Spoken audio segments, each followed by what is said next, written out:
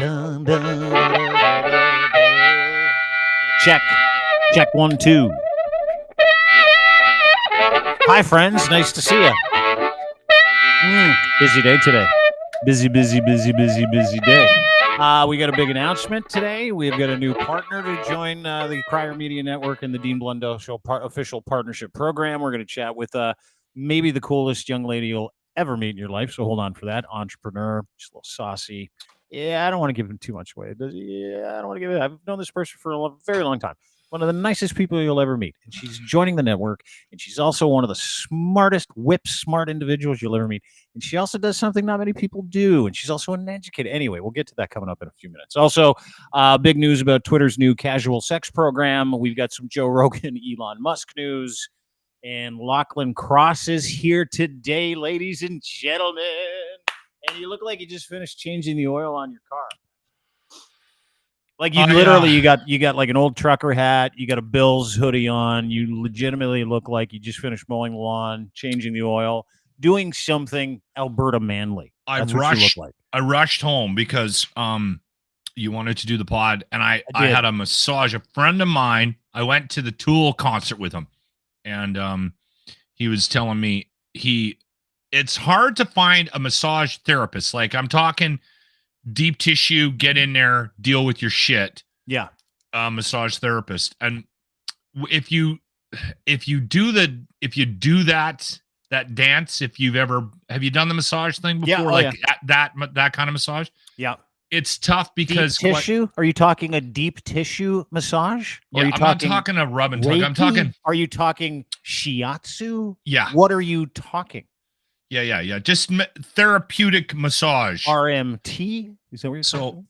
I don't want to go too deep here, but I broke my tailbone when I was 40, and then I got into yoga. I tried a bunch of different things. Massage was actually very helpful. I got into I had this one woman that was great, and then she moved, and I haven't really gone to anybody probably for 3, 4, maybe even longer years. And I've been in quite a bit of discomfort lately, even with the daily yoga. And so a friend of mine, and I've been just procrastinating finding somebody because I don't like that whole dance of going, and then you don't like that person, and then they don't really get in there and do what they need to do. But this guy, he was swearing up and down about her, and oh my God, she was holy. She give you the business? Shit. Did she get the elbows in there? She get the knee in there? Well, I've got like, I think I've got repetitive motion injuries from yoga in my hamstrings and down into my, and holy mother of God.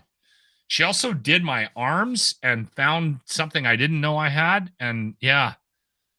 So like what? What did she find that you didn't have in your arm? I want to know that story. A weird knot. Did she work it out? Did she work that knot out of your arm?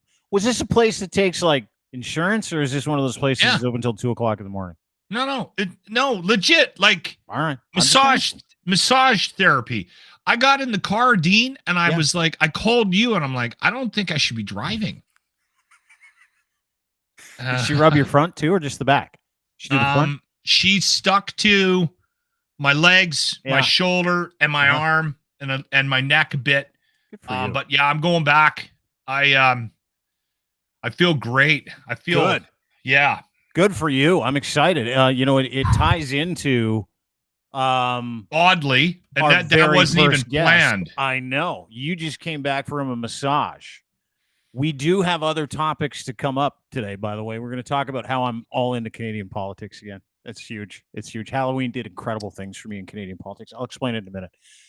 But right now, I want to introduce a partner. Brand new partner. An official partner of the Dean Blundell Show. Official partner of Crier Media. These two young ladies, we're going to chat with one of them today. We're going to meet both of them as we continue to develop this beautiful relationship, loving, beautiful relationship, opening up like a flower, like a beautiful lotus or some kind of iris or maybe some other type of flower as we continue to, do that, whatever. Are you making a vagina reference? No. No, okay. You're disgusting. No, okay. Of course not. I don't know. Well, I'm just digging. telling you. You're digging. You're searching for. I'm looking for. Just say it. Vagina. Well, yeah. I guess it kind of plays. And I've met this young lady probably about 15 years ago. She came into our office, our studios, when I was at the Edge, and she did something I thought was illegal. Turns out it's not. Turns out 14 years later, she is the owner operator of one of, if not the most high-end, classiest, most reputable sensual massage parlors in Canada. It is located here in Toronto, 1290 Finch Avenue West. What's it called? MUSE Massage Spa is now the official sensual massage partner of the Dean Blundell Show, and she's here today, Emily, the owner. Hey, oh, hey, oh, hey, oh. Hey, hi everybody. Hi, you. We were talking. We've been yamming off air. We've been talking in the stream before you got here because you were coming back from your massage and forgot how to log onto a computer for a good 20 minutes. And I can tell you, when did I meet you, Em? Was it 15 years ago? 14, 15 years ago? Is that correct? 14 years ago or so. Yeah. I sent you cookies. You did. Weren't they dick-shaped cookies, if I'm not mistaken? Were they penis? No, they were long stem like roses. They just included some coupons. Yes, sure. That's right. Okay. I remember that. I thought and then I gave y'all a ring. Yeah, you did. And then you came in, if I remember. And then we came in. Came down to the radio station. And did she give you a cock ring? Did you use it? No, a ring, like a phone call. Nah, we haven't gotten married yet. See, I'm Emily, I'm stuck in a certain groove just based on the industry. The industry. Yeah, what you do. Yeah. So well, this is why Em's here. And so Em calls me. We've known each other for a long time. She's like, hey, listen, I've got a bunch of stuff at MUSE. I want to talk to you about what we're doing. So Em is the official Dean Blundell Show partner, MUSE Massage Spa, and she's got her own podcast called MUSE on the Mic. You're like a digital maven now, Em. Hey, I'm trying. It's new, but we're excited. It's been really fun so far. I'm kind of jealous of what you do all the time. It's interesting. What do you mean, like hang out at home and just go on a live stream and drink coffee all day and watch shoot the shit? Absolutely. Run your mouth, get yelled at on Twitter. It's fabulous. Yeah, that's the thing, is that we connect a lot through Twitter. You like our tweets, I like your tweets. You and I have a long history, but take us through, and Lachlan, who just got back from massage, take us through the difference between where he was and what you do at MUSE. Well, I mean, I'm sure that by the end you would feel very similar to how you're feeling right now, Lachlan, because there's that euphoric relaxation that definitely comes afterwards. Except at MUSE, there's a happy ending. It's very erotic. There's lots of sensual, sexy fun. Everyone can go to like first, second, third base and call it legal, which is very cool. But I think we also fill a bit of a hole where I know a lot of RMTs and, that medical side of massage therapy often deal with customers that ask for happy endings. And I love when an RMT can refer them to MUSE, because that means they can have an easier day and we can make the gentleman happy. It's a win-win. Now, it was funny because when you came to me like 14, 15 years ago when you started MUSE, it's 14 years, right? You're just celebrating your 14th. Is that correct? Yeah, in June. Do you remember when you came in and I'm like, hang on a second, is this legal? Do you remember that? Do you remember that conversation? Yeah. You had a lot of questions. It's legal. It's legal in Alberta as well. Actually, is it municipalities that regulate the massage parlor? So it's legal in Toronto. It may not be legal in like Mississauga, but it might be legal in Edmonton, may not be legal in Calgary, that kind of thing. It's based on cities, right? Yes, and actually Edmonton is one of the only places in the country that have legal brothels as well. Yeah, I didn't know you're that. Kidding. Mm-hmm. Well, so can I that's where you're expanding to next, I would say. I would. Can I ask a question, Emily? And this is a legit because I've always and I will be honest, and I don't want this to seem like this is coming from like any other place other than concern for people that do this on the street.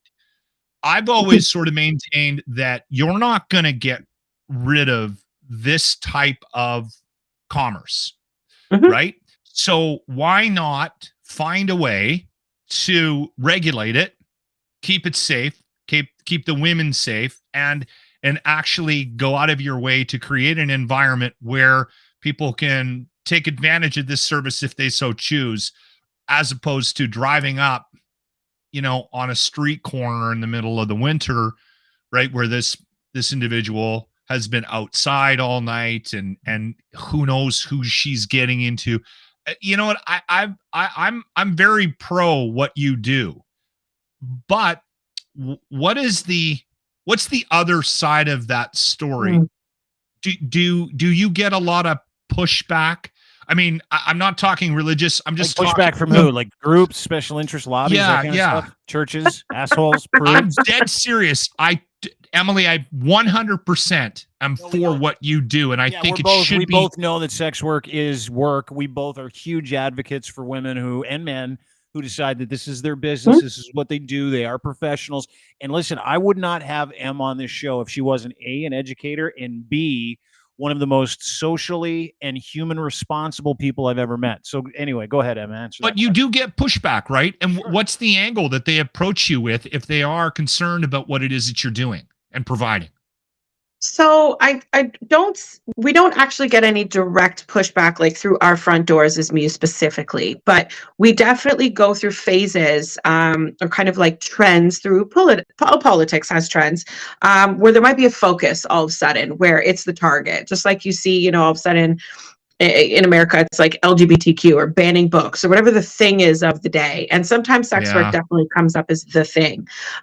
In 2014, the federal Canadian government revisited their prostitution laws under the Harper government, and a conservative government was trying to criminalize what was decriminalized here. And we ended up with a model called the Nordic model, which is not something that sex workers support, but it is the law. Sounds so sexy, isn't it? Isn't it, Em? It sounds so hot. Okay, ladies, we'll give you the Nordic model. The Nordic model. Does she come in with a ridiculous big hat, like a buffalo hat, and she's got horns on it? Yeah. Is that anyway? Continue. Sorry. There's no Vikings involved. Like, it's not a kink, but if she was wearing the hat, I'd let her keep it on. Listen, that could be done. That could be done. Yeah. We'll get there. Don't worry, Locke. But we'll get to that. In general, what the Nordic model is it basically allows a worker to work for free, or freely, legally, without any of the other stuff being legal. So we had to actually fight for clauses that would allow, let's say, a worker to hire a driver, or if they're running their own independent business, to have an accountant or a booker, someone who answers the phone and handles, you know, your clients and your affairs. All of those kind of things push into what I find a very bizarre way of regulating the industry. What would be ideal for sex workers on all levels, whether it's street level all the way up to high end, would be decriminalization, because legalization means the government is all up in your shit, right? And when it's decriminalized, it's giving people freedom of choice. And I feel like choice is the most important thing to workers in this industry. And in order to be able to provide indoor sex work where outdoor workers could come inside and feel safe, they need autonomy for those kinds of things. And if they don't have a say-so over their rates, over their safety, over their medical concerns, over screening of clients, hours of operation, all kinds of different factors, they end up kind of under the thumb of something else. And what I love about the way our licensing and legalities work here in Toronto is each woman is an independent contractor. So she has her own autonomy to either choose to work or not work. She can work in whatever parlor she wants, and the licensing permits her to do that. Now, as a licensed body rub parlor ourselves as the company, we expect visits. We get, you know, license checks and bylaw visits and police visits once in a while, just to make sure everything's on the up. But I think it's important they do that too, because there's definitely the other side of the industry. There's room for abuse on all levels, right? Yeah. So 100%. Licensing doesn't eliminate that. Legality doesn't eliminate that. So when something's decriminalized, it allows people and workers especially to establish a collective of sorts where they could share, you know, an indoor space, or they could share a driver if it saves money. You know, you can have teams where you're letting people, no different than a first date. You're really nervous as a woman. You want to tell your friend where you're going. You can cover for each other that way. You can file your taxes properly. You can have a bank account without it being shut down. You can do all kinds of more things liberally and freely under decriminalization. So when that happened, I somehow got pulled into activism because I'm face forward. It wasn't part of my plan. But before I knew it, I wrote a paper and submitted it to all the senators that were debating this in Congress at the time. And I ended up going to the actual government to speak to these people. And it was fucking terrifying.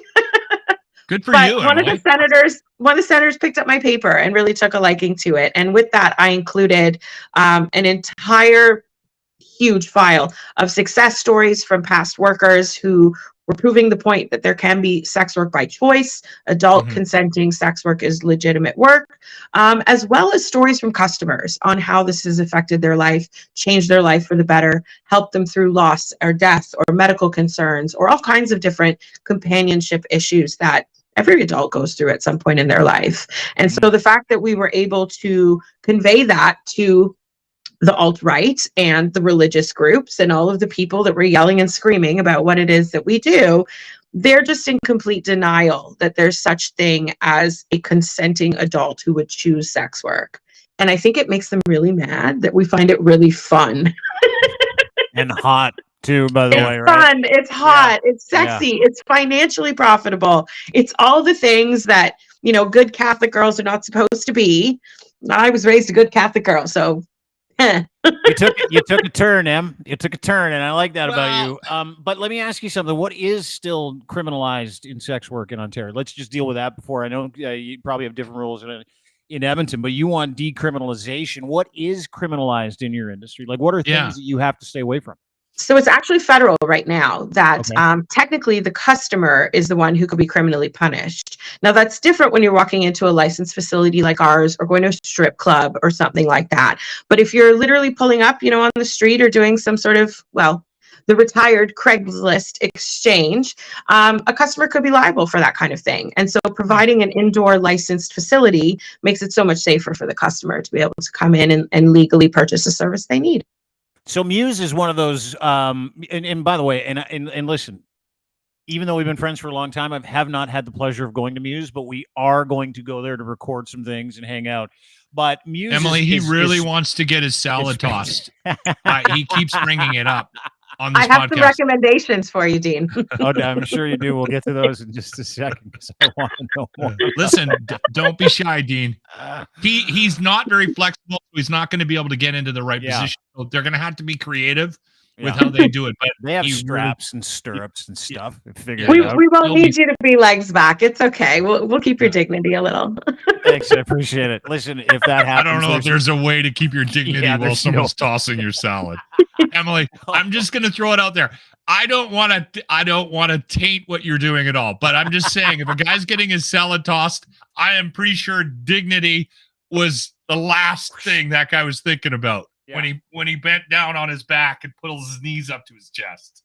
You know, we're doing an educational piece, and you just decided to throw salad tossing into the mix for fun, right? Like we're trying to talk about the industry here. We got a brand new partner on the show. Emily, tell me somebody hasn't come in there and go, I just really want to get my salad tossed. And I'll leave. What's that cost? Like 7 times a day. Okay, thank you. Dean, this is education. This is what it's about. Don't be shy, buddy. Don't be shy. I don't want a video of it, but I do want to. I want to hear about how it all went down. I don't want my salad tossed. I got wedgied in high school. I'm super averse to anything being in that area, and I just had a colonoscopy. Yeah, I don't remember it. You're saying? Yeah, I'm not interested. Something about protesting. Thou dost protest too much means you dig it. MUSE has been around for 14 years. You're down to one location. You sold the other location in Vaughn. You and Riley, your partner, who's going to join us at some point, she just can't today because she's busy. You're also renovating at MUSE. Take us through what MUSE is, because I want to know about the spa. I want to know about what the services are that you. I know what the services are. We've had in-depth. There are a lot of people out there that don't know that. That there is a very responsible, very hygienic, very professional way for you to have companionship, live out a fantasy, go there with couples. You can go there on your own. Let's get into it. What is MUSE? I love it. MUSE is Disneyland. It's the greatest place on earth, first of all.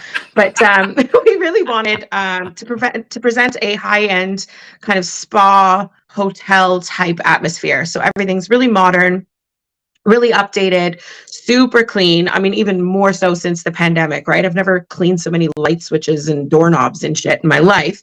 But in essence, there's even laws and bylaws that regulate our cleanliness things. So every girl requires medical tests and background checks before she gets licensed. Every attendant is licensed. The spa is licensed as well. When you come into the facility, we have this gorgeous front lobby, which is actually my favorite part of the whole spa, including a retail shop. If you want to get any spicy little toys, we've got those on stash for you. One of our lovely female. You got butt plugs? Yeah, you do. You got lube, Yeah. don't you? You got, Of course you got we like do. branded lube. God, I love you. All right, continue. Sorry. We got edible things. We got bum things. We got all the things. It's fun. Yeah, good. All right. So one of our awesome managers will greet you. All of our managers are women, and they're super, super friendly. And they will take you right into the room and put you in one of our beautiful treatment rooms, which includes a bunch of mirrors, a gorgeous massage table, a huge shower that could fit at least 7 people. All kinds of handhelds and body jets and all the things. We've got some cool, funky, like sexual position furniture in the rooms as well. And you're left to take a shower before the session starts. And in terms of what the sessions are, we have so many different options because we like to be creative. But in general, you purchase a chunk of time. So whether it's a half an hour, you want to do 2 hours, you kind of choose from there. You 3 can minutes? do, I mean, that's between you and your penis. But you can go for round 2 if you're that guy. That's fine. Yeah. That's fine. Eat your Wheaties, take a nap. Yeah, atta girl. Yeah, you can go for round 2 in the same hour. Right? Continue. Right? Yeah. So we also offer duo sessions with 2 girls. We have a signature session that we invented called the MUSE Mixer, which is kind of like speed dating meets a relay race. So it's 1 hour, and every 20 minutes, the girls swap out and a new chick comes in. So that keeps you busy. No shit. Yeah. Let's look at it. Here's Muse.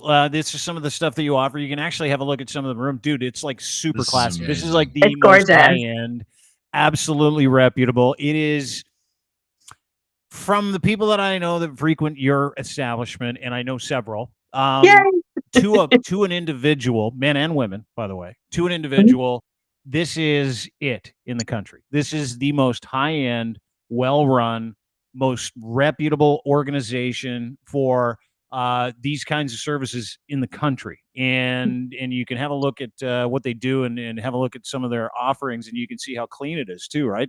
They got an espresso machine. You go in. We got a coffee bar. They got a coffee bar lock. Look at that. You can choose an espresso. You can get a big coffee, maybe an Americano. And then, of course, you've got pictures of the ladies. And then you got this beautiful long hallway. This is very deco. It's quite nice. And then, of course, you've got some of the stir sticks, sugar. And then there's the room. Like you've got that's a massive shower. Now, I'm new to the whole idea that there are showers in all these rooms, correct? Like, what is the protocol for a client when they go in? What happens? It's probably for the women more than anything. I don't think right? so. I think it's for the client, if I'm not mistaken. Em. Well, I don't know. yes, but It's a I'm bit saying, I mean, if let's say I was given handies out on a regular basis at Muse, right? Yeah, handies from Locke. I've already got my business name. I'm going to get some T-shirts made up. as you should. I would want, if I'm giving a handy to a dude, I would want him to smell better than he probably did when he walked in. So the shower is for them, Dean. The shower is for them. Get in there, Stinky. The client.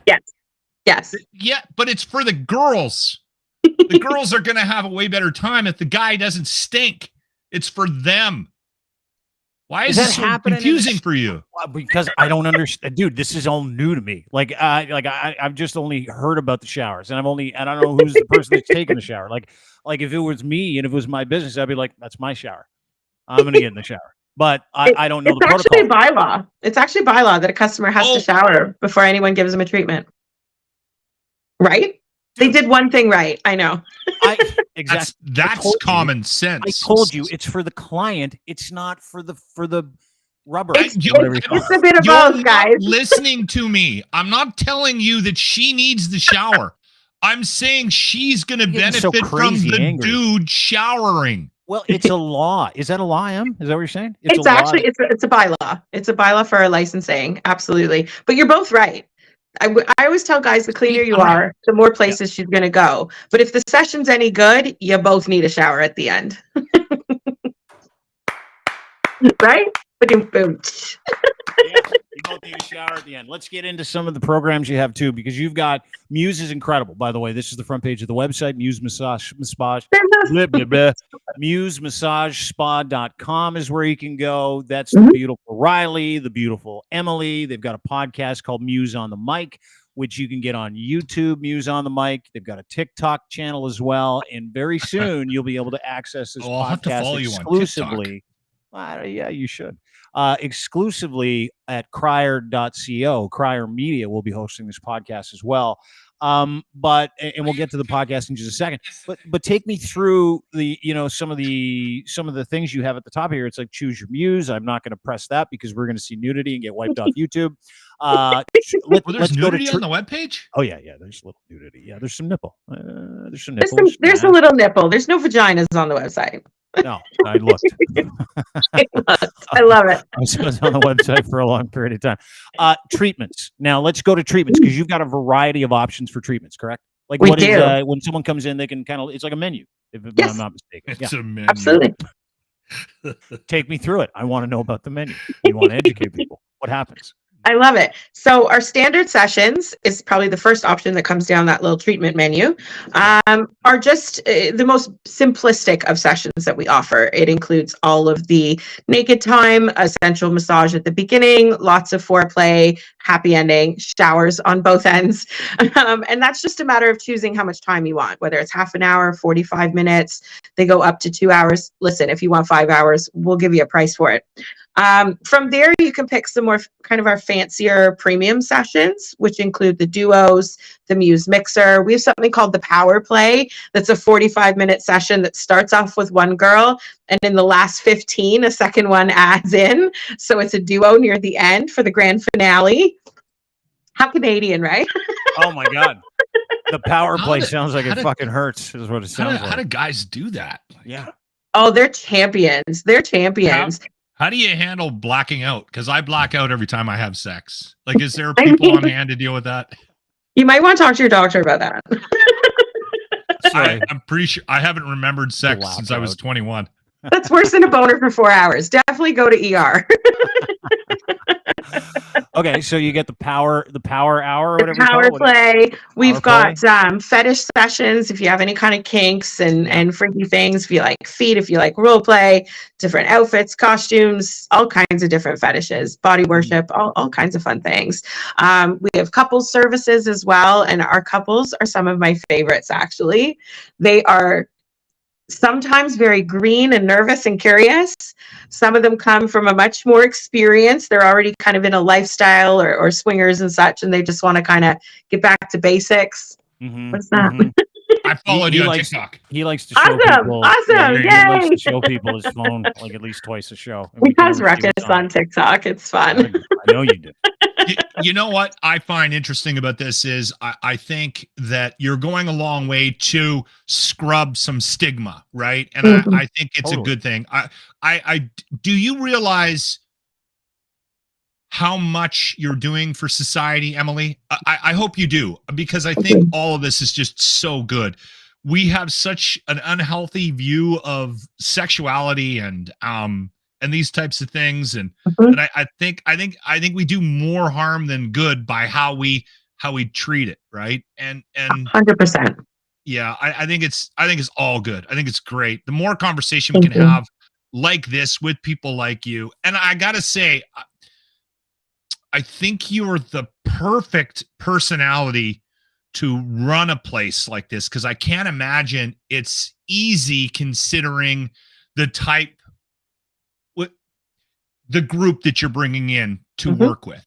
You have this very approachable personality. I get the sense that the girls probably love you, trust you, and you have probably a perfect personality to deal with, the difficulties of managing people in any business, not just this business. And here's the thing about him, like you know, and it's not something that you were going to share, but after you got doxxed by the Toronto Sun, you might as well share it, is that you've been in this industry for a very long period of time. So you foster that environment. And how did you get your start in this? How did you start in the industry itself?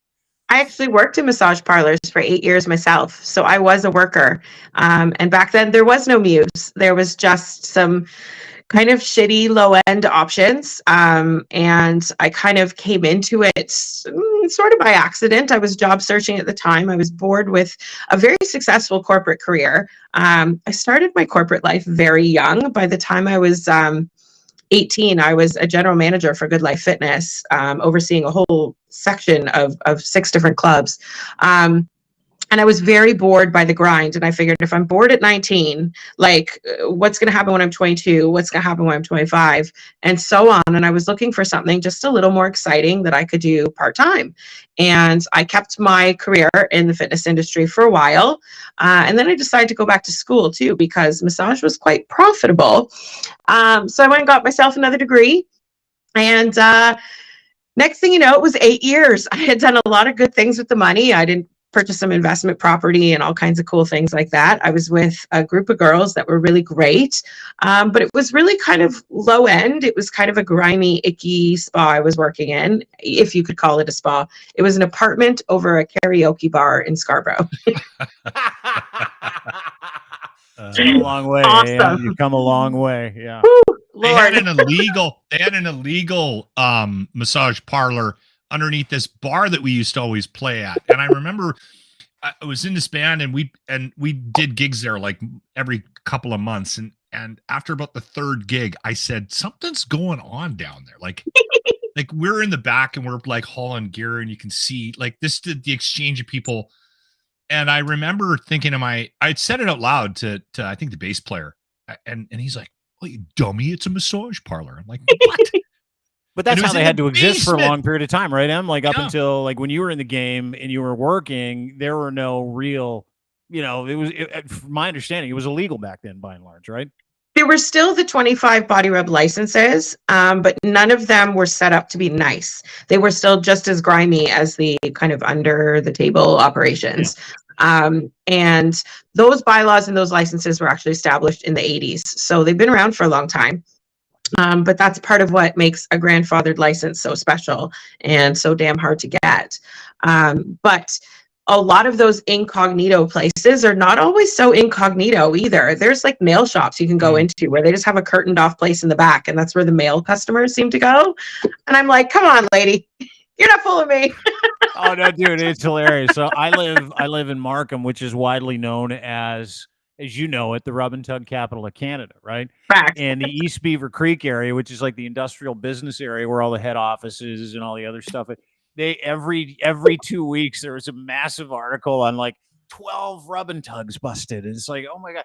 But there's a difference, right? Because there's a loophole when it comes to holistic versus licensed. And to your point, so many jokes that I'm just letting go. I just want to point out that I am trying to behave. You're doing an okay job. So there are 25 body rub licenses available in the city of Toronto, and you have one, but did you not start out as holistic as well? Is that not what happened?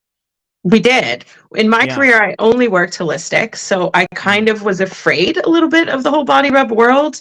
By the way, holistic is like, just to give everybody a thing, like an idea of what holistic is. It's like a place that says licensed massage, and it's got like a flower on the thing, and it's like shiatsu, Reiki, or a foot. I've seen the foot. Yeah, and it's got a neon sign that says open till 2 a.m. That's when you know you're not going to be using your insurance there. I'm just letting you know. Anyway, continue, Em. Go ahead.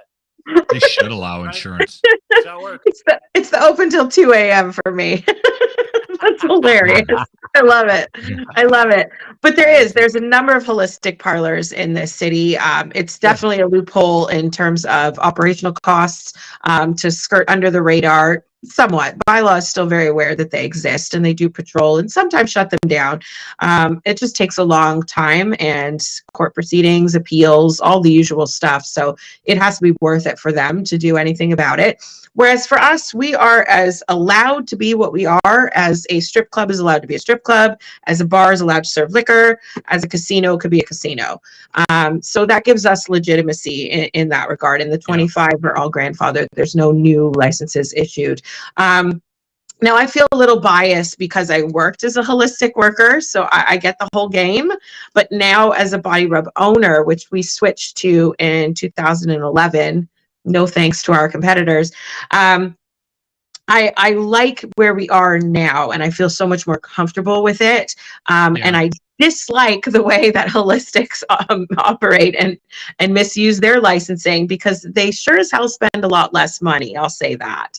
We pay about 14 something thousand dollars a year for our license. They spend $300. So kind of a difference. Yeah. It's an So if it's an someone unfair rips playing if field. someone rips skin when you go there at a holistic place, you know why. That's all I'm saying. You know why.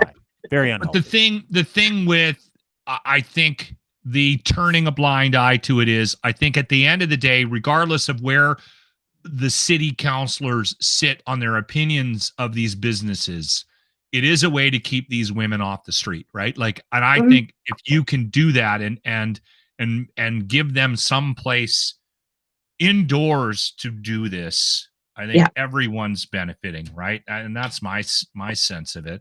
I wish they would go further, right, to maintain Totally the safety. decriminalize it. Yeah. Some of these holistic places do have a bad rap for how they treat the workers, right? So do some of the body rubs, though. I will say there's a reason why I genuinely think Muse is one of the safest. Muse is the only independently female-owned parlor. There are definitely some that are fronted by females, some that have the kind of the face of situation, but they've got secret backers and silent partners and money funneling in from all kinds of questionable places. But it's kind of, we started the trend of building a glamorous facility, and it used to be that the nicer it was, the safer the worker probably was. And now some of the shitty people build nice spas, and it's not necessarily that the girls are treated well. And that's too bad. In fact, some of the not my taste, but nicer ones are actually some of the places where I worry about the girls the most, which is upsetting. Really?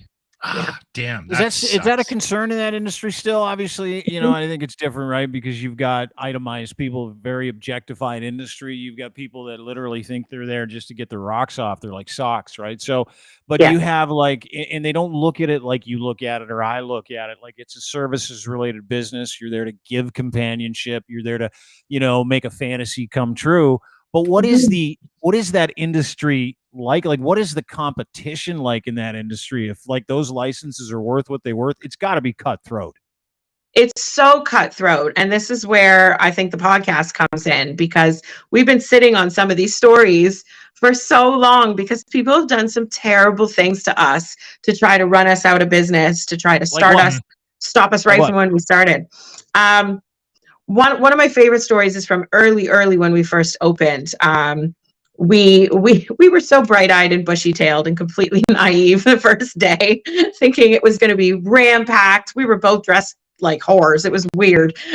But we thought it was going to be all the things. And like any business, it took a while to build steady clientele. But we ended up learning, I want to say about 2 some odd months in, that a particular collection of our competitors had a bet going with a calendar and everything on how many days until we would flop and shut down, thinking that we weren't going to succeed.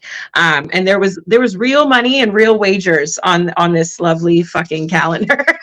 Wow. But it just started from there. People called law enforcement on us. People called the tax man on us. People called the Better Business Bureau on us. They called health inspectors and labor boards and you name it. They called every governing authority possible to try and mess with us, which included the newspaper that ended up what actually pushed us to change from holistic to a body rub. They sent private investigators after us and submitted packages to licensing, sent the Toronto Sun to a tribunal hearing where we were going to get the license. Then outed us to our families, put my face all over the internet. Like there's so much shit that they've done. Up until this day, they still do it. People have hacked our website, our emails. They send in poachers and moles and like you name it. It's got to be on Netflix one day. That's all I'm gonna say. Like almost like they're gonna run out of guys to yank and rub. Like that is the most fucking amazing thing to me. It's like there are industries that are impervious to recessions. The sex trade is one of them. There's a lot of business out there for you, to your point. And I remember when you got doxxed, because it was in the Toronto Sun. You had skeevy reporters. This is Riley from your podcast at MUSE on the Mic. You can go and check it out anywhere you get your fine podcast. Literally, Locke, I remember when they got outed, because I'm like, oh, I know those people. They came to the radio station. Just started this rubbing stuff, and they got doxxed by newspaper people. They literally, like, the Toronto Sun, because it's like super right leaning, and they're like, they cater to the evangelical weirdos who are like, we're afraid of our penises, we're afraid of boobs. Like they came after you as a media outlet, did they not? Oh yeah, they absolutely did. And it included sending some overt reporters, some secret reporters we didn't know were following or investigating on things, calling friends and family for interviews and comments and shit like that. There was payoffs. There was, like, you name it. I was like, if y'all spent half this time and money on your own fucking business, you would have beat us at our own game anyway. But you were so distracted chasing us around in circles. You probably got more advertising out of that. 100%. What was business like the day after you both got doxxed with that news article in the Toronto Sun? By the way, there was no internet back then. Well, there was no social media. What was business like? Was it fucking awesome? Business was booming, but I couldn't get Riley out of bed because she was in hiding. Seriously, like, these guys, when they wrote that article, they outed her and you to your families, correct? Yes, to our families, to our friends, to strangers, to everybody. Coming up on an episode of the podcast, we're going to talk about even when they harassed my family at their places of work. The Toronto Sun? Not just the Sun, the competitors too. Everybody was in on it. Yeah, it was a coalition. Come Let's talk about collusion. It was collusion. There was fake news. There was all the shit. It was crazy. It was crazy time. Holy shit! Yeah. I didn't even know that. And they still mess with us to this day. Do they really? This podcast is going to be awesome. Oh, dude, it's awesome. And they've got a Patreon too, MUSE on the Mic on Patreon, where they're like, the YouTube channel is incredible, where they'll be talking about, like, you know, this kind of shit, but they get into the nitty gritty in their Patreon portion of their podcast. So there's a little portion they'll put on YouTube for shorts. MUSE on the Mic. It is incredible. Patreon is where you can find it. Is it weird now to, like, look back 14 years and go, because it obviously, you know, the industry is itself. Like, we're talking about it because I find it fantastic. And we're big supporters and advocates of sex workers, and we're big supporters and advocates of normalizing sex. Like, I think everybody should. For sure. Has to. But yeah, you have to. I mean, especially King. But do you have, like, you look back on it now, and if you could do this again, would you? Ooh, I would now. If you had asked me back when that should happen, I would have said no, because it was very scary. It was very scary. Both Riley and I come from relatively conservative, somewhat Christian religious families. My mother is a Catholic school principal. Her mom works in education. Like, we came from good, wholesome people, and I would have preferred that we were able to tell them on our own time, in our own way. I hate that it happened the way it did. I hate how scary and unsafe it made us. Like, I had to move. My house got broken into. Like, all kinds of shit happened from it. Oh, yeah. It wasn't, doxing wasn't even a word back then. And there was no law against it back then. I took those packages that were sent to my family, and I went right to the cop station. They're still wrapped in plastic to this day. And cops looked at me like, what the fuck is that? I don't care about the internet. Like, they really didn't give a shit about any of it, nor did they really care about sex workers. And so to them, it was a nothing burger. But nowadays you talk about doxing, and everybody knows how scary that is. It's a terrifying thing. It's terrifying to be swatted. It's terrifying. Like, all those kinds of things were happening back then. They just didn't really have a name for it. I mean, the amount of fake news out about us that you could find if you dig into the archives of the internet, and for sure some dark web page I've never seen before and don't want to. It's all there. People have been pretty damn nasty to us, but it's only because we were doing what they do better. One of my first radio gigs, Emily, love it. I had a listener knock at my door. It was like I think we were having dinner. So like at home, your door? 7 o'clock at night. They had forgot to pick up tickets at the radio station for a show that was happening that night. And they came to my door. And I was like, how did you wouldn't to this day? I never found out how he found out where I lived, but yeah, that was odd. Terrifying. I love how That's you're not trying scary. to relate back to a guy coming to your house for tickets to being doxxed as a sex worker. That's the best. That I mean, might that would be, scare the shit out one of of me the too. worst I efforts just to had that relate I've memory. ever I'm listened sorry, to. in Emily. my fucking whole life. One time I had to come to my house for tickets. I had some trick or treaters Dean, yesterday. I don't know. Dean, you would These be. crazy I kids can't in imagine wild that happening. costumes. We're like ding dong.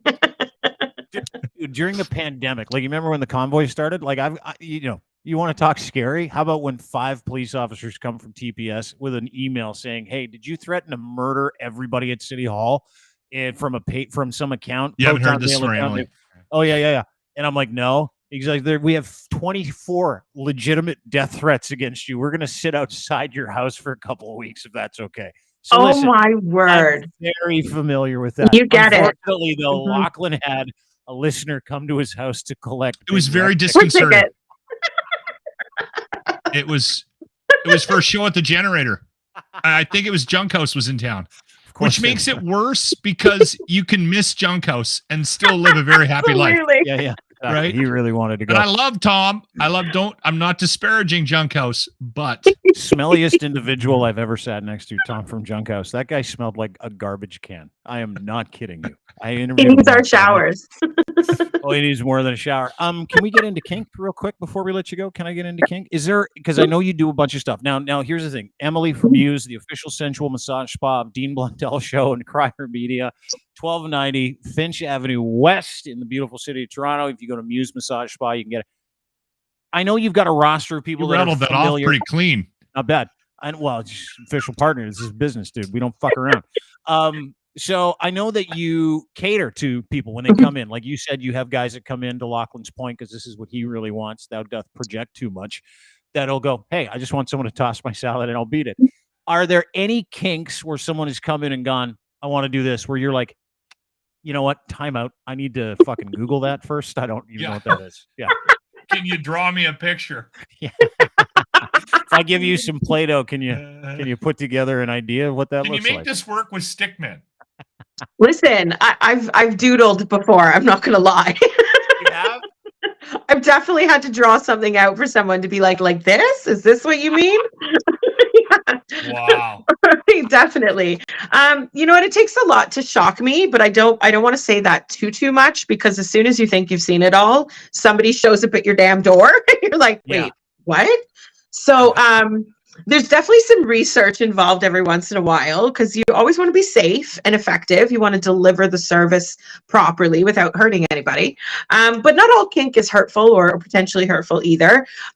It's more about me training my staff. I find that I have so much experience in education from learning these things. I'm also a sexologist, so I teach and I educate all over the place. So the fact that I'm able to kind of guide them through some of these fetishes, the only things that we can't really do is anything that requires like big dungeon type furniture. I don't have a cage.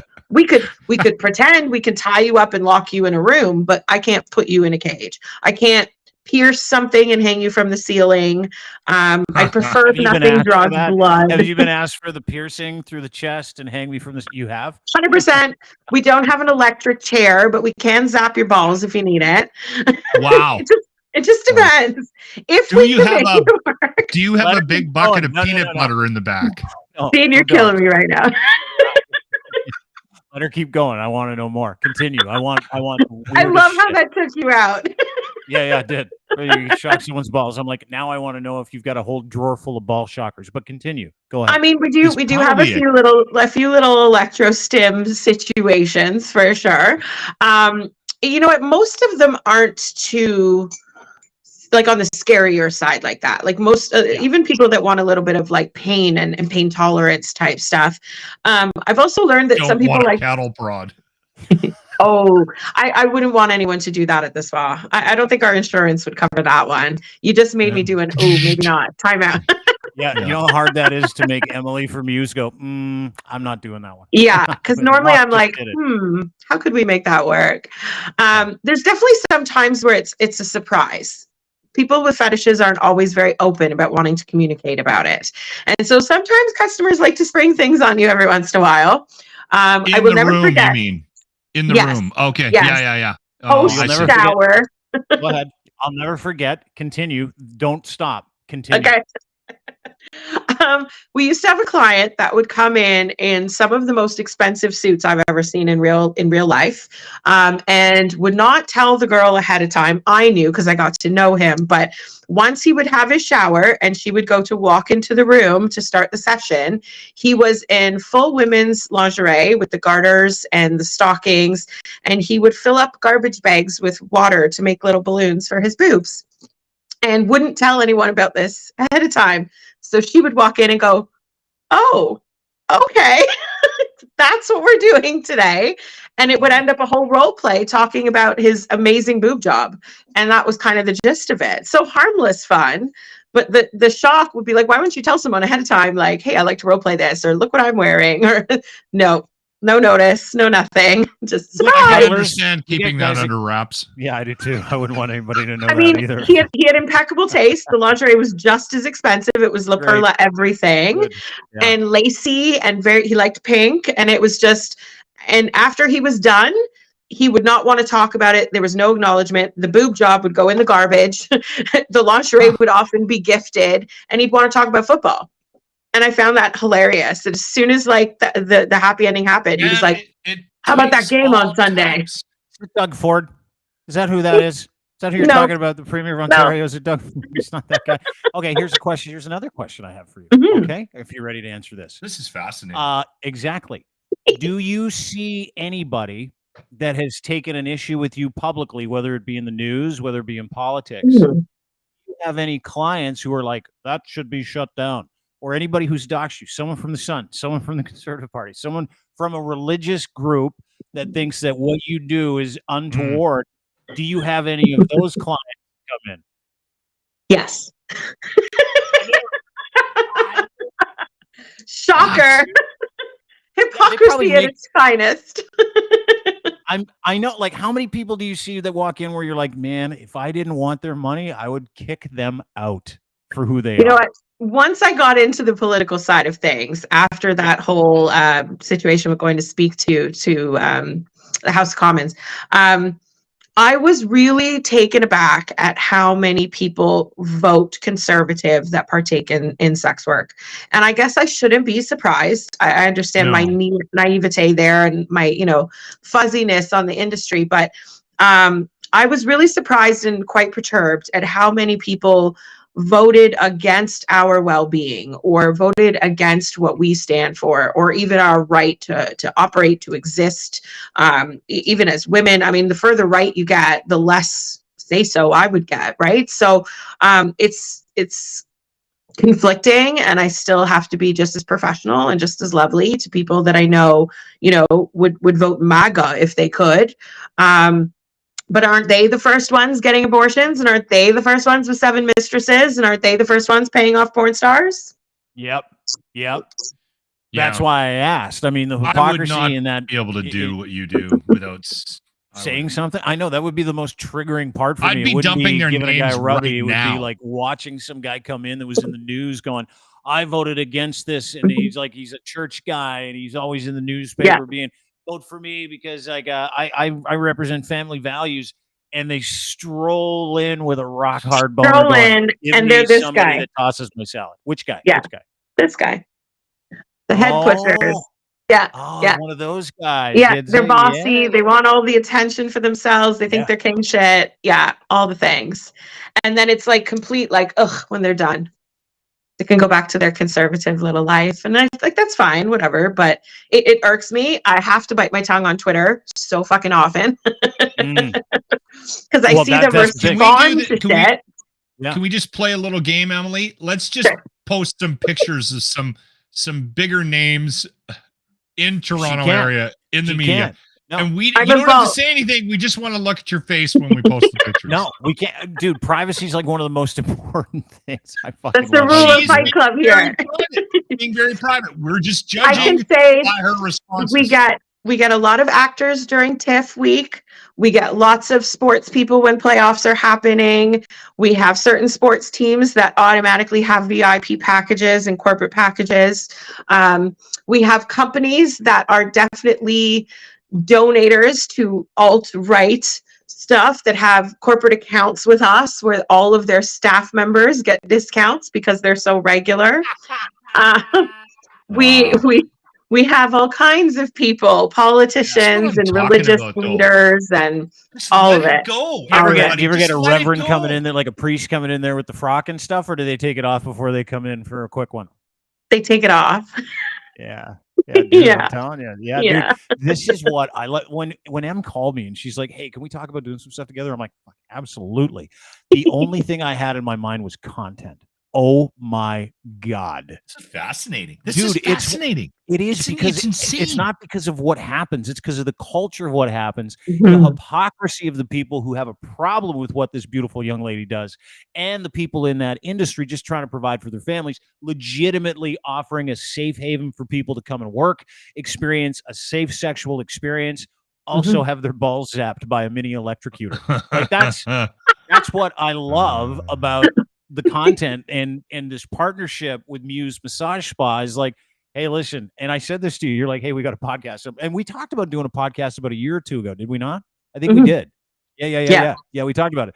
And then all of a sudden she's like, I'm ready to go. I got a podcast. And I watched every single podcast, every single one. I'm like, dude, this is like unbelievable. If you go to her Patreon, Muse on the Mic Patreon, and you can subscribe, you get all the juice. Like, that's the thing. We can kind of fart around here and have a good time and allude to different things. But her and Riley go for broke in their podcast without giving up anybody's name. Yeah, it's incredible. Yes. Em, thank you. It was so You're good welcome. to see you. Yeah, it's awesome to do this partnership with you. I want to remind I'm so everybody. excited. Yeah, we are We're too. so glad to be here. The official sensual massage partner of the Dean Blundell Show. Will we have a corporate account? Will we offer deals? Will we give people an opportunity to experience the Muse experience? Absolutely. Yes! It is about you. It is about sending people to see the only person I trust in that industry, Em, and her beautiful partner, Riley. 1290 Finch Avenue West is where you can go to get some experiences that you normally can't get in the real world, and you absolutely will be totally confidential thing, so you don't have to worry about that. And the other thing is incredibly safe, and these women are the professionals. They're not just educators. They make you feel great about the experience. Couples, singles, men, women. If you want to become a Muse, you can do that. Lachlan's probably going to ask me if he can do that later as well. You can go to the website, musemassagespa.com. Check them out there. You can follow. Where are you on Twitter, Em? Give me your Twitter handle real quick. And what's in that coffee cup? First of all, some vino. Atta girl. It's a Pinot Grigio at the moment, actually. That is so awesome. Awesome. I love it. What's your Twitter? You threw me off with the wine. Oh, my Twitter. You know what? Our business account got banned like when Elon took over. So I use my personal weird because account. all I see on Twitter now is hardcore porn. So it's amazing that you can't have a Twitter account. What's your personal? If anyone has a link at Twitter, get me my damn account back. You can find me at Miss_Emily_Muse, and that's now the company account. Em, great to see you. We're going to have you back on a somewhat regular basis, whether it be bi-weekly, whether it be monthly. I am so grateful that you're here today. I want everybody to get to know this woman, and we're going to get to know her. Don't forget her podcast, Muse on the Mic, YouTube. You can check her out on Twitter as well. And you can check Emily out, Emily Muse. If you pump that into Twitter in the search bar, you're going to be able to find her. There's a couple underscores in there. Don't worry about it. She's an awesome follow. And listen, if you're looking for work, if you're looking to learn more about the industry, musemassagespa.com, and there's more coming, including bingo night. Lock, if you want to go there, be huge. They got a bingo night coming. I love bingo. Right, look at this. Look at this. They got bingo. We got bingo. Yeah, we got everything. Before we let you go, Em. What is this? So each we have a bingo number each day, and each day you come into the spot. If it's on your card, you get a stamp, and the prizes just get bigger the more stamps you got. Look at that! It's so fun. No kidding. They've got a Muse Plus amazing. membership, subscription membership. We'll get into all of that as we get to know Emily and her beautiful business. Em, great to see you. Thanks so much for stopping by. My pleasure, guys. Thanks for having me. Great to see you. We'll talk to you soon. Take Emily, care, Em. Muse, Massage, You know, Spa. the cool thing about that is she's keeping people safe too, right? Like I think, and I get the sense, and I know her story a little bit based on having had a similar conversation when we had her on last year, I think. But her motive to get into it was to actually keep people safe, right? So totally. Well, her experience in those skeevy places, like, 15, 20 years ago, really defined what she wanted to offer for women, which is a safe environment, great place for customers to come and enjoy themselves, nothing too out of the ordinary. And she's an educator. You're right. She's a sexologist as well. She goes and does symposiums. She does couples clinics. She does all that stuff. So check her out. She's awesome. A quick break. We were talking about politics in there.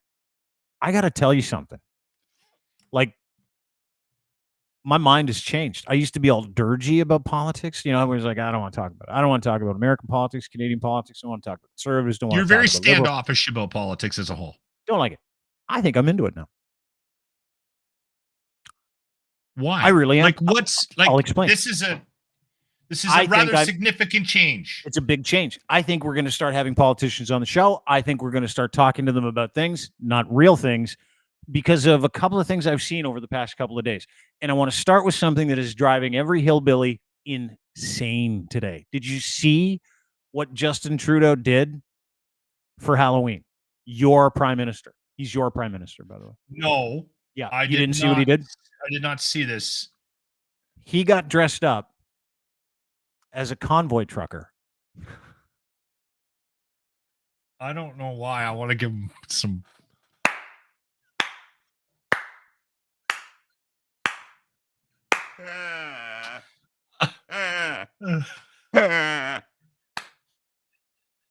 You see that picture? That I have to go to the bathroom. I'm sorry. Do you see this picture of one of the most vilified divisional political leaders in the history of this country, Justin Trudeau? If you see this picture of him dressed as a convoy trucker after the battle that we've had in this country, after the hot potato of vaccines and vaccine mandates, and after 3,000 to 5,000 unemployed degenerates decided to get in their Chevy Sprints and pretend they were truckers in the city of Ottawa for 3 weeks.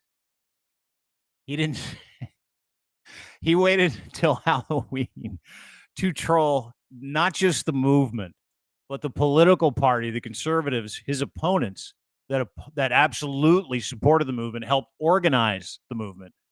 And he decided to get dressed up as a convoy trucker, fake trucker, I may add. There were no real truckers in there. The real truckers were working, making double time, sometimes triple time. If you ask a trucker, they'll tell you that.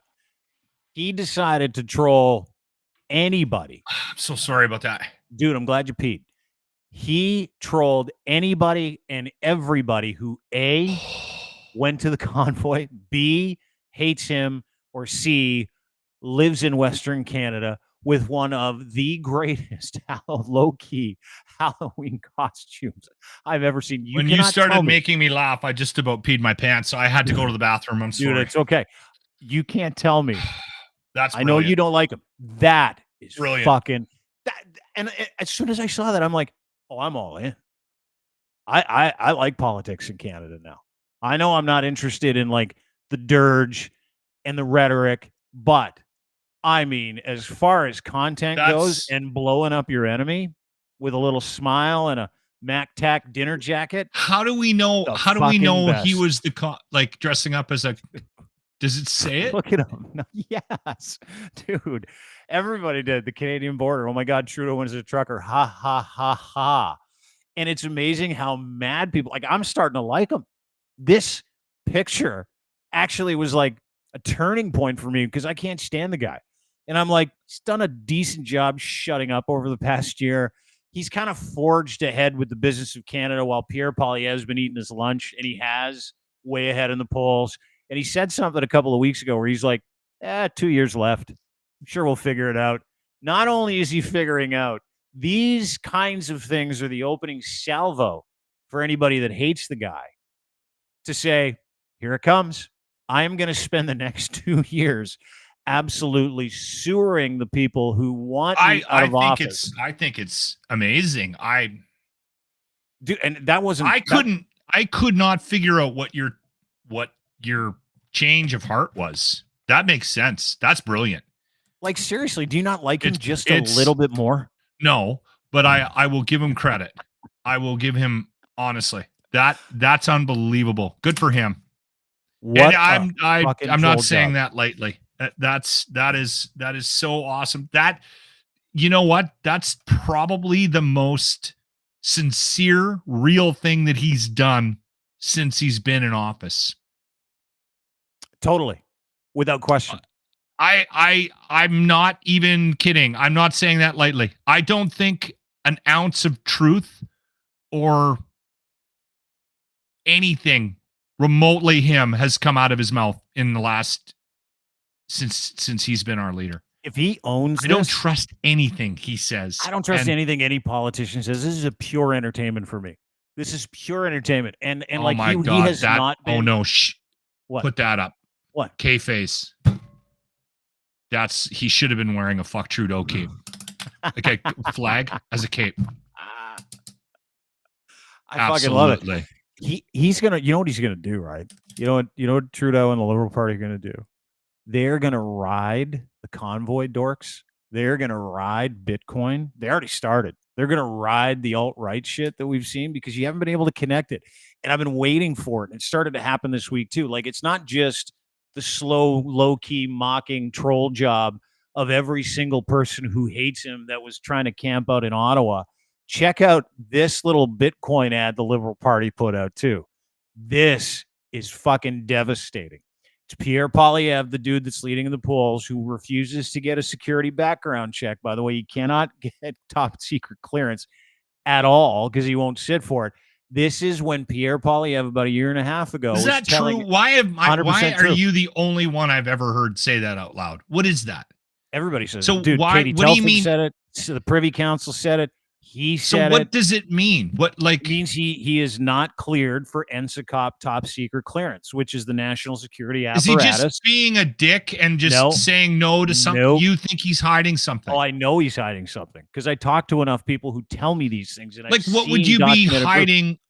Like, give me an example of something that wouldn't get you security clearance. Let's just back up. So Pierre Poilievre has not had his NSICOP security clearance. So last week, there was a big war update, top secret war update for Canadian politicians and parliamentarians, members of our national security apparatus, about Israel, Gaza, and Ukraine, and the Canadian interests and efforts that are going into that. And only a very few people are allowed to be there, right?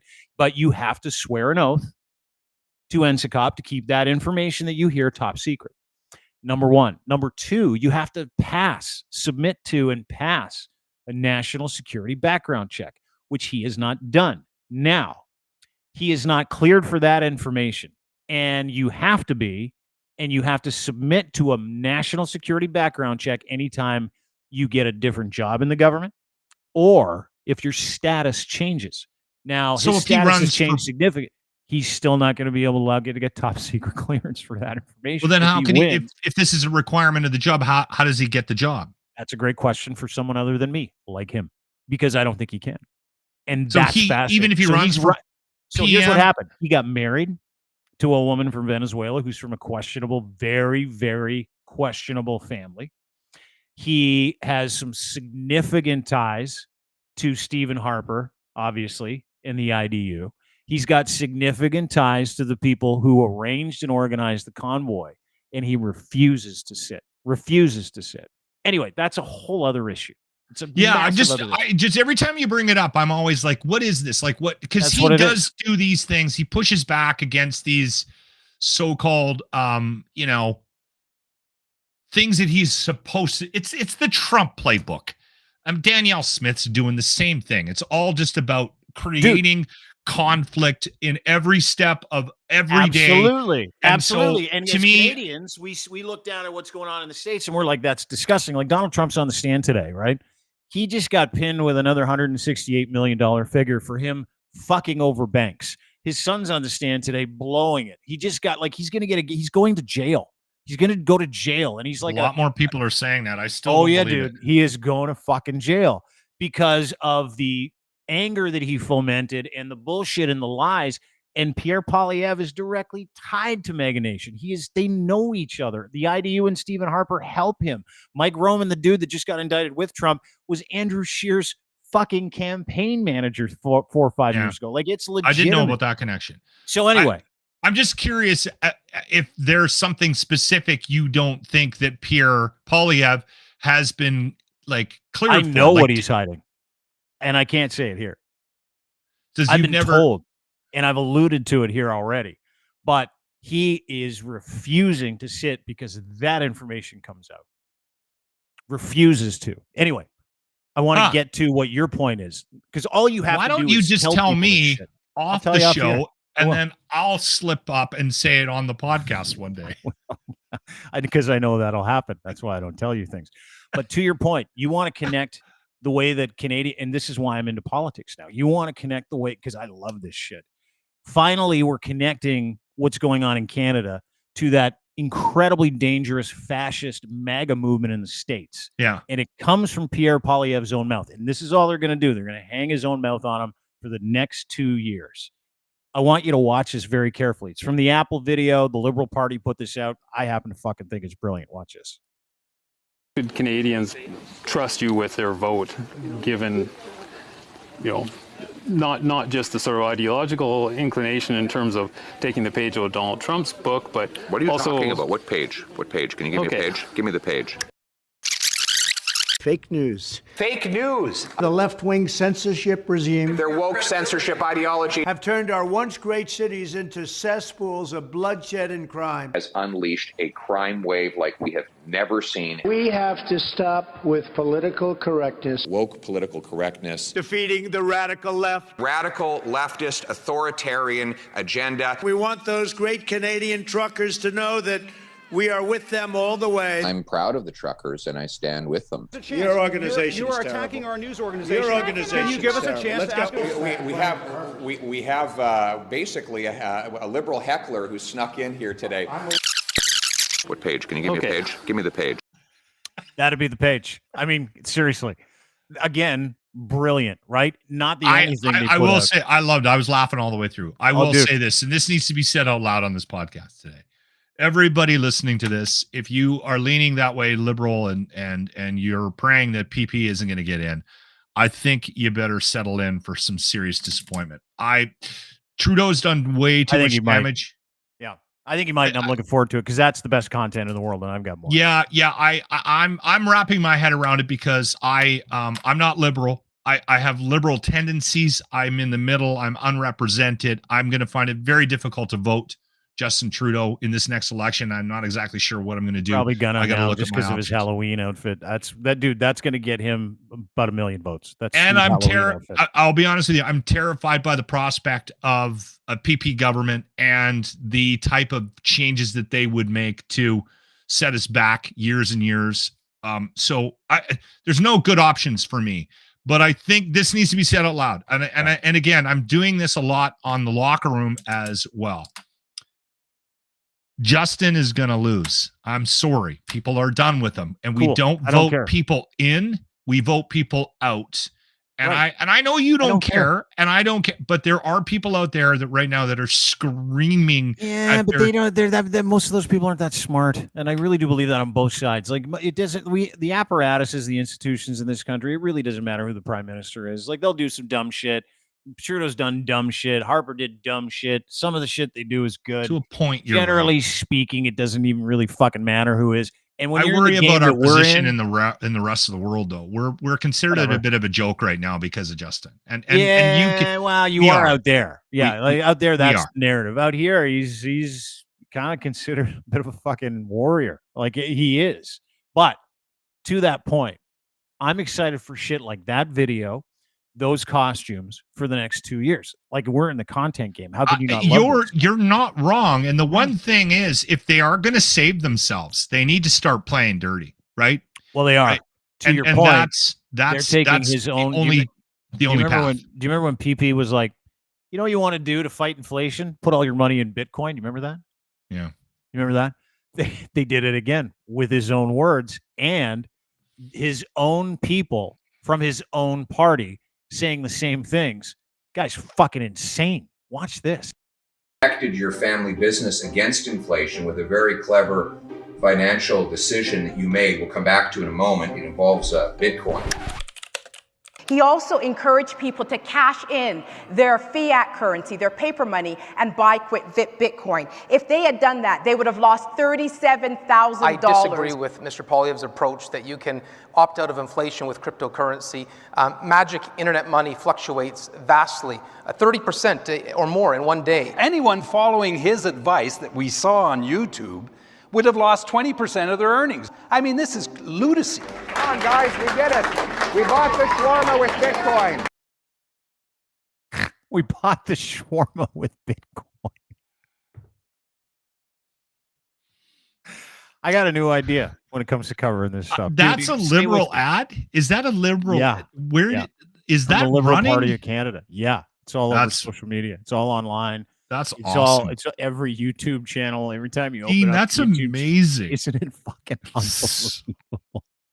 Who did they hire? Like, they must have hired somebody with a good sense of humor. I don't know. I don't know. You don't get that kind of, you don't get that, like that. They hired, I got to find out who. I feel like they hired us. I feel like they hired me because I'm watching those, like, and here's the thing. Is that we took that video, and I will take credit for it. We took that original video and made it go viral. It had like 5 or 6 million views. Like, it was fucking enormous, right? And then we started talking about Moskrop's talking about it, Fawcett's talking about it. They're like, this is just take his words. Like, clearly you can show that he's lying, but if you take his words and you juxtapose his own words with what he just said, like, it's super easy. Dude, and we had a conversation that now, and I'm going to myself, oh my God, we get 2 years of some of the greatest hypocrisy politics I have ever seen in my life. And I can't fucking I'm excited now. If this is how the Liberals are going to play the game, I'm very excited. We got to find out who they hired. I swear to God, there's a story behind who's writing this stuff, because it's awesome. It's brilliant. You know what they're doing is they're just stealing from us, because I love this shit. This is the kind of stuff we put out all the time. And now they're like, let's just do what Dean does. The thing that I don't understand is, like, I'm obsessed right now with what's happening in Alberta. And I know you don't give two flying shits, so I haven't been bringing it up with you. But Danielle Smith is running these ads right now, and it's tell the Liberals tell. Dude, we get Alberta energy ads out here. We get like, you have no idea. You have no idea, dude. We were approached by an agency saying, will you run these ads on behalf of the province of Alberta about why people in Ontario should email? Are you kidding? They offered should email the federal government and tell them to butt out of Alberta's energy. Like, we got an offer from an agency to do that, and I'm like, tell the feds. It's tell the feds. Yeah, exactly. It was tell the feds program. Okay, but Dean, you don't understand. Every second commercial break on our radio station has one. She has done a buy on every radio station in Alberta, and apparently outside of Alberta as well. There's fucking billboards. There's TV commercials. And it is blatant hypocrisy. Like, it is like, and I saw the thing on Twitter. I saw the ad on Twitter, and then I was like, oh, I got to check out the comments. There's 14,000 comments telling her and her government that they have their head up their ass, and they're still running them. I don't get it. Like, politics has changed to the point where, like, she knows her audience. She doesn't care what anybody else this is Trump. This is Trump playbook. They don't give a flying fuck, and they're spending millions of dollars to keep the ads going. 10 million. Your government gave us 10 million of your dollars for that ad. 10 million.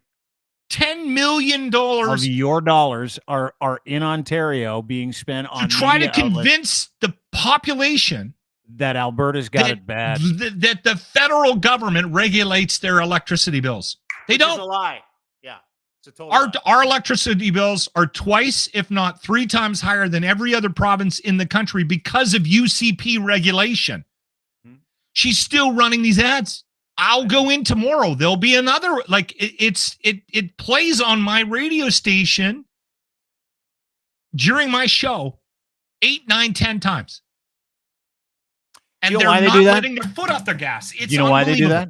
Oh, It's dude, it unbelievable. happens here. Doug Ford, he is going to jail. People in his government are going to jail. They just got pinched again. They got pinched again for changing zoning laws without any studies or any approval for their friends, just their friends, and only 4 people, all 4 guys that went to his daughter's wedding that stuffed Stag and Dough box with a whole bunch of money. It was proven. It's in the newspaper. It's everywhere. Everybody is like, what the fuck is this guy doing? And they're still running ads for it. He's speaking at a real estate conference this week.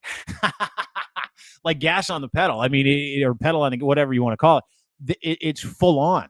Therm Spa. They stole a bunch of land downtown Toronto, Ontario Place. They're going to turn it into a Turkish casino because the guy that has the Turkish casino bought one of Doug Ford's businesses, and he says, in return, I want you to give me Ontario Place land so I could put a casino. We'll just call it a spa. It's not a spa.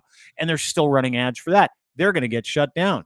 What they do, right, in your case and in our case, these governments, and it's specifically conservatives that are doing this, they're creating this alternative reality to make you think that they give a shit. They don't. They don't. They'll say, oh, we're doing this for Ontarians. We're doing this for Albertans. Come and sign this thing. You go and sign it, and they're like, what great feedback. And you're like, dude, have you read the feedback? Everybody thinks you're a fucking moron, and no one wants this. They're like, no, that's not what we hear. We've got a high feeling, and we got a strong feeling that other people who didn't say anything want us to do this. And they create this all fucking crazy alternative reality, which is why I'm looking forward to politics, because those realities bust. Like if you look what's going on with Donald Trump in the United States, that alternative reality bubble of him being somebody. But they're not giving up on it. They're not letting go. They're watching this thing fall apart. Because they have to. They have to do it. And they're in too far? They're in so far. And the only currency they have with any voters who love them is how much do you hate the federal government? How much do you hate the feds? So everything is at the doorstep of the feds. Well, we're waiting in Alberta. My prediction earlier in the week, Dean, we're waiting for this because she's doing this electricity bill thing and the power grid and the federals are, you're not going to be able to feed your family. And to her point, she is pointing out carbon tax and the price of energy as a whole. But still, if you can't see the hypocrisy that you put right out there in front of everybody and you still won't adjust the messaging, it's baffling to me. But then she wants to get out of the CPP and have the APP, which is a whole nother conversation. Apparently she's suggesting that she's going to give the province a referendum, so we'll get a vote on it. But I'm like, what's next? What is next? And then I thought about it while I was on the air, and I'm like, you know what it is? She's going to create some sort of separate immigration policy for Alberta. I'm like, she's gonna. Dude, we had David Parker on from Take Back Alberta a couple weeks ago. Do you remember David Parker? We had him on with Max Fawcett. Did he say David, that? 100%. He's like, that's coming. We want to leave Canada. We hate Canada. And I'm she's like, gonna. That's the next thing. I think 100%. she's gonna. The problem with that strategy and this conservative movement, this very far right thing that we're seeing in a couple of provinces and at a national level, is I think that they have a sense of what the public thinks, and they're way off because they hang around the groups they hang around with, and it's the same thing with everybody. They're not getting out. They're not mixing it up with other people. And I think it's going to bite them in the ass. I really do. People are not, we're becoming less conservative. We're becoming less secular as days go by. More literally. secular, you mean? We're becoming more secular? More secular, sorry. Yeah. Honestly, we're sort of moving towards, so it still surprises me that we have such a left and a right version of politics in this country. I'm still surprised that nobody has said, there's got to be an opportunity for fucking 80% of the population to vote, down the middle. Well, do you see what's happening overseas? Do you see what's happening in Israel and Gaza? Right? Yeah. That's religious extremism taking over the entire argument. Yeah. Everything. It's what religious extremists do. Conservative Party's the religious extremist government, like of every province. Like you've got Scott Moe in Saskatchewan, just took down the Canadian flag, just made it illegal. The premier of Saskatchewan, the shittiest province in Canada, just a dump, just made it absolutely fucking illegal for a kid to go to their teacher and say, I'm being abused at home. Like literally, you know, and then you've got Danielle Smith, who's like, I want to take half of Canada's pension and I want to pay off oil and gas and call it an Alberta pension plan. Oh, by the way, we're going to leave Canada if we don't get it. Fuck, go ahead. But I think I'm at that point too. I'm at that point where I see religious assholes who have inserted themselves into the governing process of all Canadians, right? Religious assholes who show up with a fucking broom and a flag on the end of it. Yeah. Whether it's for some skirmish that's happening in another country or some fucking vaccine that you don't want to get, where they want to not only take over the entire conversation, they want to make you fear them because they're in control. The money and the effort it takes for religious extremists to pretend that they're not is fucking astronomical. That's why they're doing this. But do I believe she's a religious extremist? Absolutely. I know she is. I know people she's banged. I know a lot about that woman. A couple of other things that I think that are interesting about where we're at right now is I think that what's happening with the far right political movement and that connection to religion that you brought up multiple times on this podcast, not just this podcast, but also the network, I think it is a sign of desperation. I think that those groups, they realize that we are becoming more secular, that we are becoming less reliant on religion, that we're questioning it more and more and more, and they're panicking that they are going to. So what are they doing? They're injecting themselves into the politics and trying to take it over. And that's why I think there's such a blindness for anything. Like when Danielle Smith talks, no one else is in the room.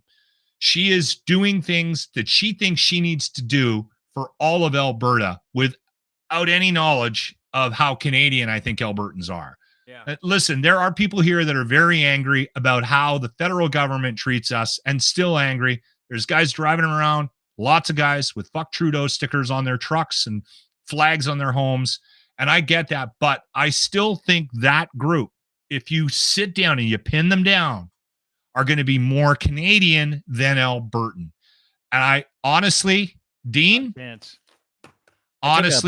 you're wrong about that. People are pro-Canadian in this province. Oh, I know that I agree with. That's totally what agree I'm with. saying. I'm talking about the minimal person, that small group that has somehow managed to convince everybody else you should put us bigger in than charge. It is. Yeah. No, yes. I totally agree. I think if they hold a referendum on a pension, they're going to get fucking smoked. I think they hold a referendum on secession, leaving Canada, they're going to get smoked. Crushed. Because people in Alberta are just like people in every other province. When they don't celebrate Alberta Day, right? They don't. No. They don't celebrate what Albertans did in a war in the first or the second. Absolutely. 100%. They celebrate Canadians in Canada. But the news you get out of Alberta now is that, that we're all we've all joined the Maverick Party and we're all leaving. And that's just not the case. And I feel like I need to say that out loud as somebody that lives here. I don't regret the decision to move to Edmonton. It's been great for our family. And this is a great province. It has lots to offer. But politics, Are you embarrassed is not on the national stage? No, because I know that she's not a representation of me and the majority of people. Yeah, but is there pushback from any specific groups to say, hey, listen, we're not with her? Like I'm Canadian first. I don't agree with where she's coming from. She's full of shit. She spent $100 million on Turkish Tylenol that doesn't work. Like the problem. Is anybody out there pushing back? The problem, Dean, is that I think most people are so sick of talking about it. So if you get into a public setting, you're out with 10, 15 people that live here and lived here a long time, and you bring up politics, you're going to quickly empty the room. So there is a very strong sense of disgust for politics. And it's not just provincially, it's also locally, and it's also federally. It's tough to negotiate too when you're doing a show. Not that our show is politically minded, but occasionally in the news, we got to report shit that's happening in the world around us. And when you get into a certain topic, you can drag out, some ire from a handful of people. And even from me as a content provider, sitting there watching that come in, you have to be realistic. You have to go, okay. All right, Donald, Terry, and and Steve are upset at me. That doesn't necessarily mean that everybody thinks we should be leaving the Canadian pension plan. Can I ask you a question? Yes. If, let's say, Alberta has a referendum on leaving Canada and having their own country, Alberta-stan, let's just call it that, Alberta-Bama. Let's deal with one more simple. If she actually does a referendum and asks us whether or not we should leave the CPP and create an APP, a Canadian pension plan versus an Alberta pension plan. This wasn't my question. You can't hijack my question and take it in a totally different because that's direction. a better question than leaving Canada. Well, no, but let's just hypothetical this for fun. Let's just have some fun doing it. Let's say she has a referendum. It's like, we want to leave Canada, and it's successful. What do you as a Canadian in Alberta? Now, I know they wouldn't. I know they wouldn't. No, what if they did? It's not a fun game. Would you? It's not a fun game because it's never going to happen. If she put a referendum out to leave Canada, it would be 90% of the population would vote against her. Oh, I know that. 90, but let's just 90, game it not out. Even, not 80, not 70, 90. You don't want to game this 90%. out? This is a fun game. I want to know if you would leave the province if the province decided to leave Canada. No, no, I don't. No, I don't like your games. It's a mean game. That is a serious question. You're going to get the APP versus the CPP referendum is going to be a little closer. It's going to be 75% are going to say, what are you doing? Right? 25 are going to go, yeah, fuck off. Fuck Justin. He's spending it on vacations. He's not. You know what I mean? Like, there's going to be that population. Yeah. Leaving Canada, it's going to be 90%. No, fuck off. What are you doing?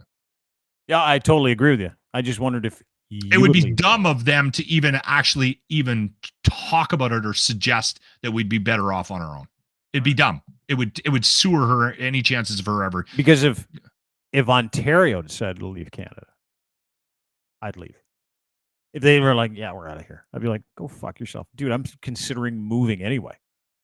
And Alberta, by the way. Well, you can't move.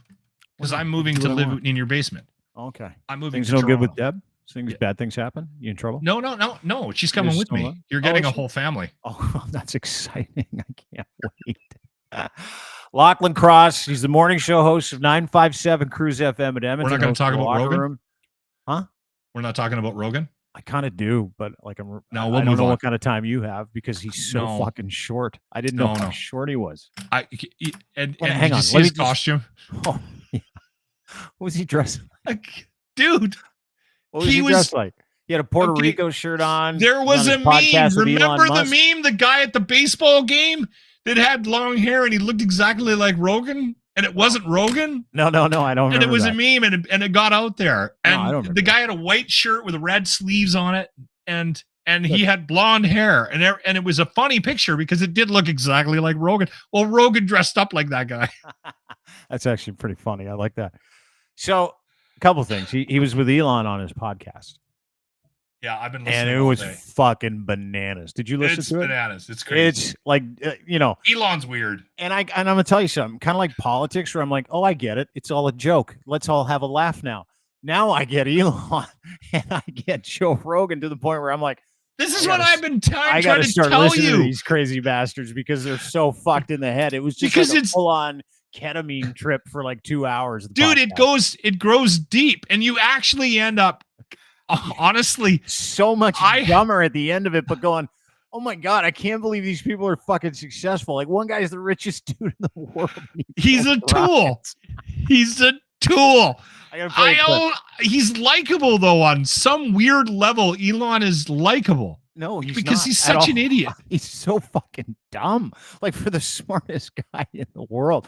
Let me, to my point, and I'll save you the hassle of him telling him. Well, I'll play the first little bit. I love that Rogan didn't explain the costume either. He just showed up in it. I know. I thought it was pretty funny too. Now I find it even funnier. But this is just a taste of the insanity of Joe Rogan and Elon Musk doing a podcast together where Elon's convinced there's like some kind of pipe that's piping information into San Francisco zombie brains, turning people into like zombies. Like he's convinced. Watch this. It's fuck. If you're a high-profile public figure, that's the wrong one. Hang on, here it is. Mike, you've owned X for a year now. Oh yeah. Do you ever wake up in the middle of the night and have a dream that you didn't do it? and your life is infinitely easier? Well, it's certainly a recipe for trouble, I suppose, or contention. What was it ultimately that led you to make the decision to do it?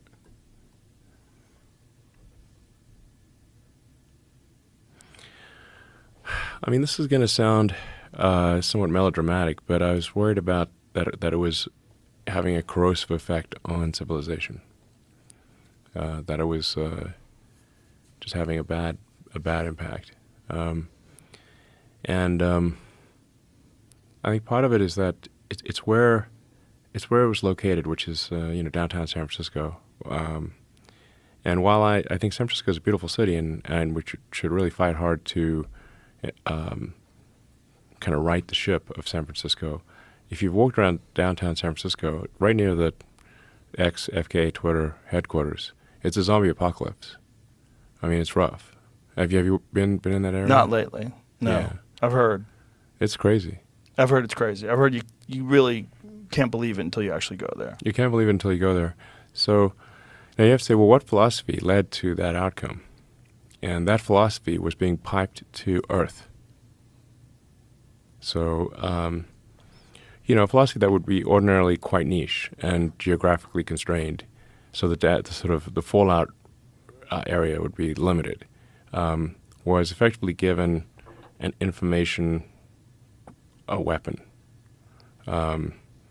information technology weapon to propagate what is essentially a mind virus to the rest of Earth.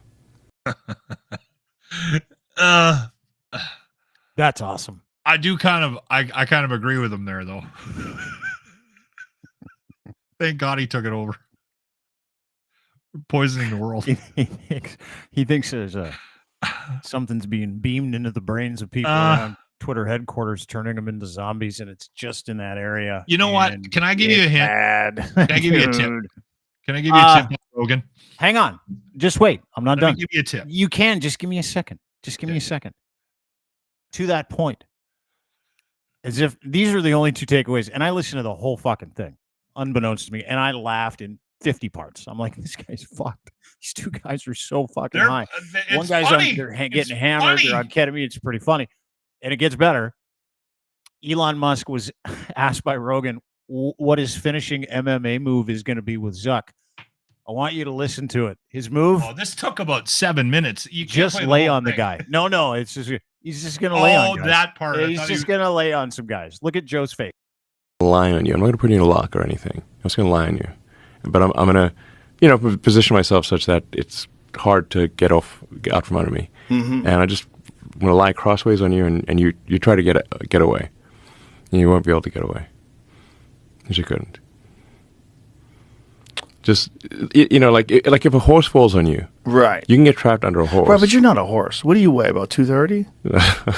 Yeah, 240, yeah. Yeah. Do you see his face? You got it when you're listening to Rogan. I like him now. It's a fucking. I knew you would. I kept see him through a very different lens. We've done a lot of really good work here today. Yeah, you've come around with a lot of. Look in the green corner there. What is that? What does the green corner mean? You can't really. Why do you keep showing us your phone on the screen? 1.5. You got to speed him up, especially if he's got Elon Musk on. So he takes 7 seconds to formulate a thought every time. But did you hear Elon Musk, the smartest guy in the world, his finishing move in MMA? And Joe's face is like, I don't think you know what you're talking about. Can you get up underneath of a walrus? That's his point. I love it. I love the guy. He's funny. He's dangerous. Oh, totally. He's so narcissistic. It's not even funny. 100%. And he's going to do damage. He's going to do damage to the world that we live in. And he doesn't realize his own hypocrisy because he's got so many people blocked that he doesn't agree with their views. So what's the fucking point?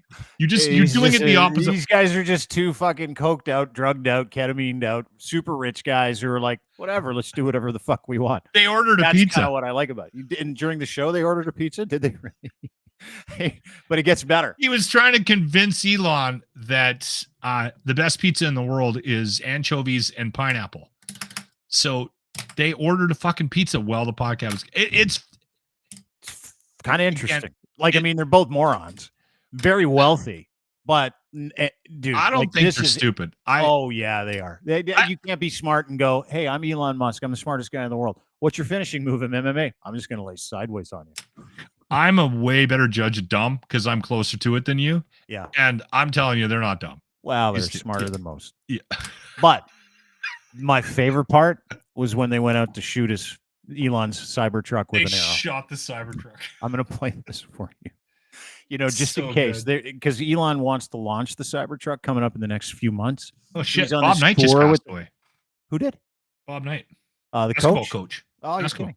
Oh, Indiana. R.I.P. That's But crazy. they're trying to sell the Cybertruck, and they're selling it by, they had, which is why I asked how tall Elon Musk was, because they brought Jordan Peterson and Elon in with Joe Rogan to take a picture in front of it. And Joe's a midget. Elon he's like a fucking little person. He's like the same size as Jimmy. He's tiny. Just a I think little he's 5'6" or something. Or I can't. No, remember he's what- like 5'4". I read that Is he's he that 5'4". Yeah, he's just a Yeah, tiny he's guy. tiny. Like Yeah, he he's can tiny. he can get one of those stickers that lets him park anywhere. That's how short he is. He can get a handicap sticker. That's how short he is. But they're trying to sell the Cybertruck, so they cook up this thing. He and Elon, because they're marketing geniuses, stoned or drunk or something. hammered out, fucking so wasted. They're fucking was awesome.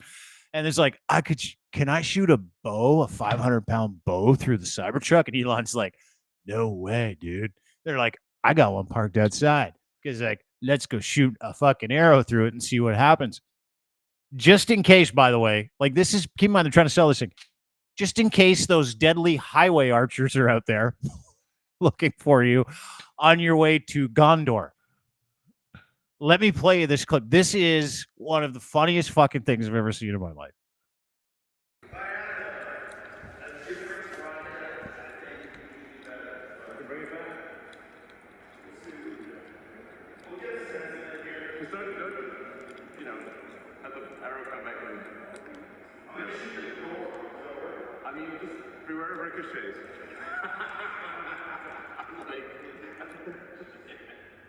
You might want to do it at a slight angle.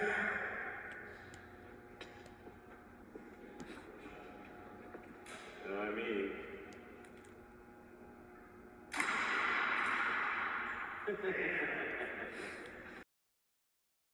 There you It's go. awesome. I'm sorry.